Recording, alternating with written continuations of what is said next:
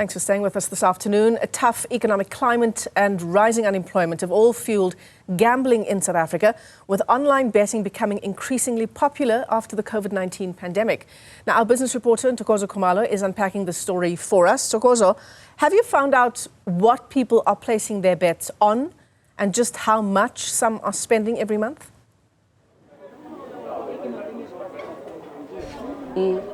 Good afternoon, Michelle. Well, I am now here in Davidson, and I'm at the Davidson Retail and Wholesale Center.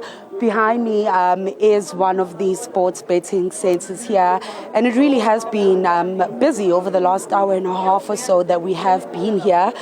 Most of the people that I've spoken to, Michelle, saying it's the hard economic times that we are facing, where if they are working, their salaries are just not meeting their families' needs. So, the online betting allowing them to at least make some bucks on the side to stretch their income a little bit further. So I've spoken to a few people off record, Michelle, and most of them asking me if they were to speak to me on record, what is it in for them? So really testament of the tough economic times that people are facing on the back of that then rising cost of living. But there is one young man who recently, stopped, especially the sports betting, because he was saying that he did realize it was becoming addictive for him and stopped being just a game where he's gambling and, risking a few bucks, but really started to see some sort of impact on his livelihood. I did speak to him a little bit earlier on today before coming here, Michelle. Let's take a listen to what Ntokozo had to say about his reasons for gambling and why he's taking a break for now, Michelle.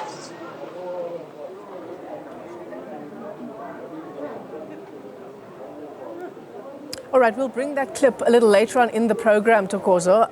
But I mean, it's interesting, isn't it? Some of the people who spoke to you said that they take part in whether it's sports betting or other online platforms or going into a store and buying a card or whatever the case may be to try and make up some of that income that they're missing. But of course, the opposite is also true, right? You might not win. The chance is very high.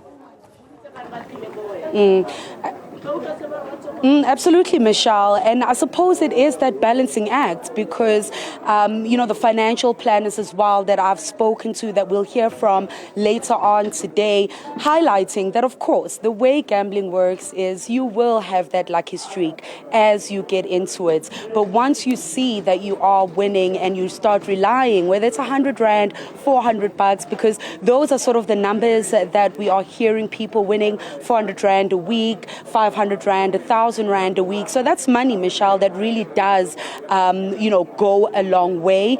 But once you start making losses and those losses do tally up, it really starts becoming, a difference of whether you are able to even take your income home to put that food on the table, or by the time you get home, you absolutely have nothing to put on the table.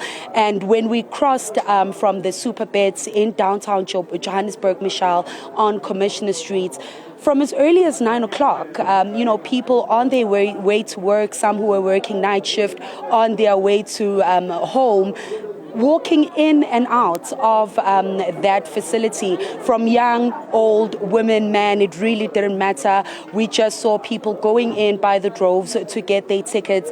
But the young man we spoke to here is more on the online betting side of things, Michelle, where, the National Gambling Board is seeing a steady rise in online betting as, of course, more people have access to those smartphones, and that uptick being seen since, the end of the COVID-19 pandemic. Over 417 billion Rand in bets placed by South Africans just last year alone. I do understand that clip by Ntokozo is online now, so let's hear what he had to say about why they choose gambling. So I also do some analysis also on my side, and then I could say that it's also not good at the very same time. I've not lost a huge amount of money, but it's really addictive at the very same time. So, yeah. And Ntokozo was saying, other young people got onto the game. We're hearing it got more popular after COVID-19. So when you see other people around here wanting to get into sports betting, yini the reason abafuna ukuthi ke nabayenze? Yeah, some other things that impact that, it's because of unemployment. A lot of people are not earning that much, so they want fast money to come in at the very same time. So it's really like crucial, losing your that amount of money that you have, that small amount of money that you have, rather than doing those responsible things like getting yourself from A to B, and then printing out CVs for you to get a job, an actual job for that. So when you did say, Uti, you've stopped, the aviator stuff, but still do some sort of betting. How important do you think it is then for umuntu to know when their limit is and be able to stop, so that, as you said, they're not spending all their money and then they just lose? Yeah, it gets worse when you're just using your actual money that you don't want to lose. It's good when it's good and bad at the very same time. If you're not losing the money that you don't want to lose, if you lose the money that you can't afford to lose at the very same time, it's not good.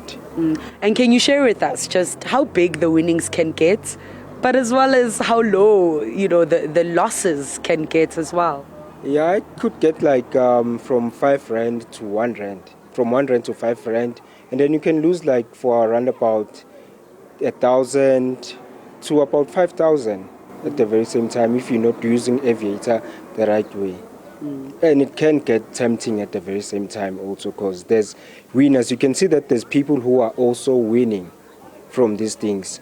They're broadcasting things that there's someone who's winning like 500,000, whilst you are betting at the very same time. So it does get tempting. Yeah, it does get tempting that you must put more money on it, and then you see if there's people. I'm not sure if there's people or they're doing it, but it shows at the very same time.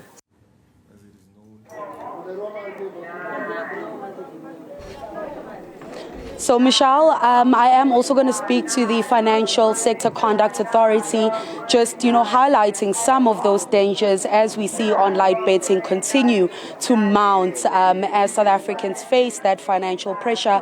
We'll hear from them on just how South Africans can move with caution when they are placing their bets. It is, soccer season, both here locally and abroad. So a lot of bets likely to be made, but how people can ensure they don't spend their last bucks, just betting on their favorite sports team and risking losing it all, Michelle. So I'll give those updates again later on today. Yeah, seems like a very level-headed young man that you interviewed there, Ntokozo. Obviously, not everyone is able to make that decision to quit what is something that is very, very addictive. Perhaps, Ntokozo, before we let you go, given the increases in online betting specifically, and you'll tell us whether it is specific to online betting, this 80% increase, 418 billion rand for 2023. I mean, what is the responsibility of these betting platforms to, at some stage, turn you away if indeed you are a repeat customer that raises some concern?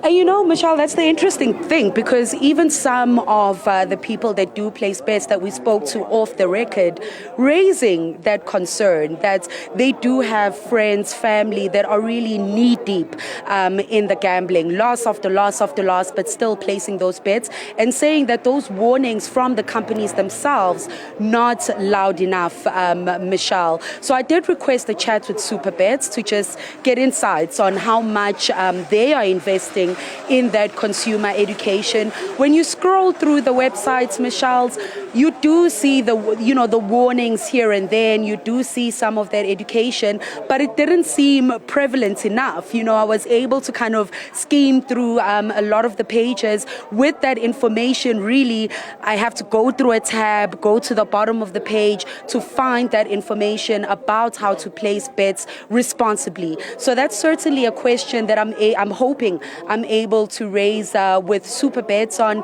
that investments that they are making when it comes to ensuring that consumers are navigating the space safely, because it's a lot of money that's being made in the industry, Michelle. Surely consumer education should be high on their investment list. Absolutely.